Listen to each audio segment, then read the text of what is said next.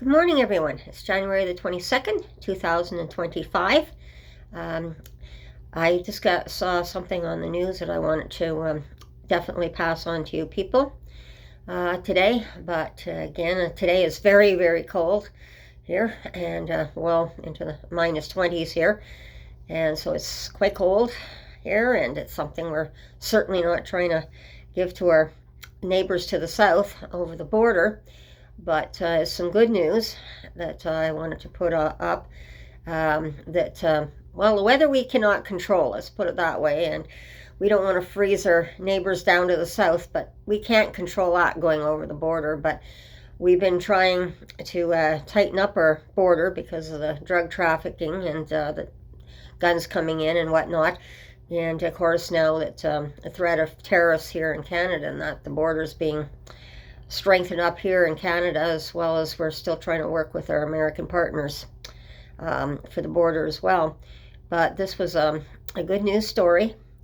The Toronto police just got a really, really good bust of cocaine at $83 million, largest haul that they've ever had. Apparently they caught the people, they just got into Canada, the RCMP, everyone swarmed them, so I think we must have got some kind of a warning they were coming in. And it appears that definitely the Mexican cartel are involved in this, according to the statistics, which are going to be put up on the video. So when you look at that amount of money, $83 million, as the officer said, a lot of lives have been saved. But since it was going to be distributed across Canada, it depends on just how much this is going to hit for the street drugs as well, for the addicts. So this is good news. I think we all have to be aware of the fact that depending on how hard this hits, we have to also worry about withdrawals and with the addicts as well. So we shall see where this one goes. But for me, that was good news. But it also means that enforcement is being upped.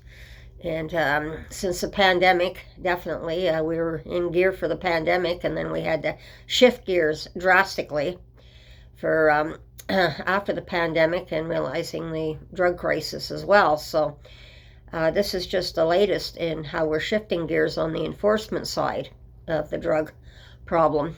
But we still have a long way to go for housing and all the other problems. But it's the start. Don't know what the future's going to hold, that's for sure. I don't have that crystal ball. I certainly wish I could tell everyone just how it's going to end and work out. But it's day by day. But and it just shows that as well for me that they were correct, and one of the big super labs in BC had something to do with the cartels as well. So I think for me, I just find it a question is, okay, are the drugs actually coming in across the Mexican border as well, from Mexico, being smuggled in and being somehow driven up to our border through the States, or are they developing super labs as well in the States? So it's a question I'm looking at, as well as I think they were targeting Canada for these super labs and trying to get the drugs up here even more so than we've ever seen before. So I'm glad to see that things are proceeding. Hopefully everything will work out okay. But it's definitely a big step in the right direction, and I'm happy to see the enforcement part being taken up now. But there's a lot more work to be done. So I just wanted to brief you in on that, and I'm going to put up that video that as well after this video of what was actually and the statistics and everything on the news channel. So this is only part one. I'm going to be putting up part two shortly as well.